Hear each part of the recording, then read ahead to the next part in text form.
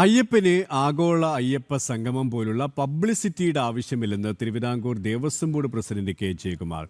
ഈ വർഷം മുതൽ ശബരിമലയിൽ ഡിജിറ്റലൈസേഷൻ നടപ്പാക്കും. തിരക്ക് നിയന്ത്രിക്കാൻ 450 AI ക്യാമറ നിലയ്ക്കൽ മുതൽ സന്നിധാനം വരെ സ്ഥാപിക്കുമെന്നും ദേവസ്വം ബോർഡ് പ്രസിഡന്റ് വ്യക്തമാക്കി.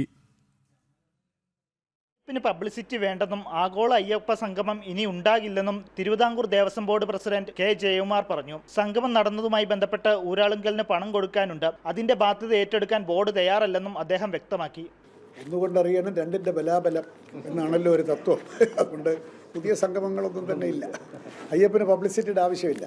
He is the most popular God in the world. അവരുടെ കണക്കനുസരിച്ച് 6 കോടി സംതിങ് ഞങ്ങൾ കൊടുക്കണം. അത് ഞങ്ങളുടെ ഓഡിറ്റർ അതൊന്നും സമ്മതിച്ചിട്ടില്ല. ഞങ്ങളുടെ കണക്കനുസരിച്ചിട്ട് കൊടുക്കേണ്ട പൈസ കൊടുക്കണമെങ്കിൽ തന്നെ ഇനിയും കുറച്ചുകൂടെ കൊടുക്കാനുണ്ട്. ഞങ്ങൾ അംഗീകരിച്ച തുക കൊടുക്കണമെങ്കിൽ തന്നെ ഇത്തിരി കൂടെ കൊടുക്കാനുണ്ട്. ആ തുക ഞങ്ങളുടെ ഫണ്ടിൽ നിന്ന് എടുത്ത് കൊടുക്കാൻ കോടതി ഞങ്ങളെ അനുവദിച്ചിട്ടില്ല. സ്പോൺസർഷിപ്പ് വഴിയേ കൊടുക്കാൻ പാടുള്ളൂ. അങ്ങനെ സ്പോൺസർഷിപ്പ് വഴി ഇനി നടന്നു പോയൊരു ഇവൻറ്റിന് ഇനി സ്പോൺസർഷിപ്പ് നടന്ന് പിരിക്കാൻ സാധ്യമല്ല. അതേസമയം ശബരിമല തീർത്ഥാടനം കൂടുതൽ സുതാര്യവും കാര്യക്ഷമവുമാക്കാൻ വിപുലമായ പരിഷ്കാരങ്ങൾ പ്രഖ്യാപിച്ചു. ഈ വർഷം മുതൽ ശബരിമലയിൽ പൂർണ്ണമായും ഡിജിറ്റലൈസേഷൻ നടപ്പാക്കുമെന്ന് ദേവസ്വം ബോർഡ് പ്രസിഡന്റ് പറഞ്ഞു.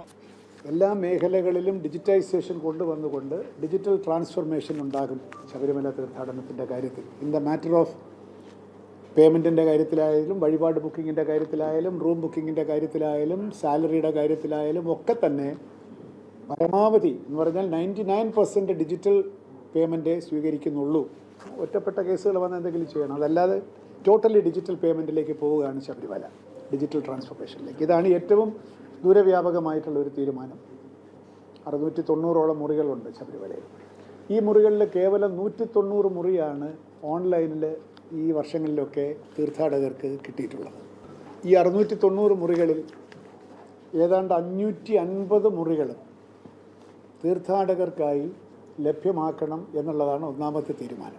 തീർത്ഥാടനത്തിനിടെ മരിച്ച 54 പേരുടെ കുടുംബങ്ങൾക്ക് 1 ലക്ഷം രൂപ വീതം ഇൻഷുറൻസ് സഹായം നൽകുമെന്നും വെർച്വൽ ടിക്കറ്റിനൊപ്പം വാങ്ങുന്ന 5 രൂപ ഫണ്ടിൽ നിന്നാണ് പണം വകയിരുത്തുന്നതെന്നും കെ ജയകുമാർ വ്യക്തമാക്കി. ജനം, തിരുവനന്തപുരം.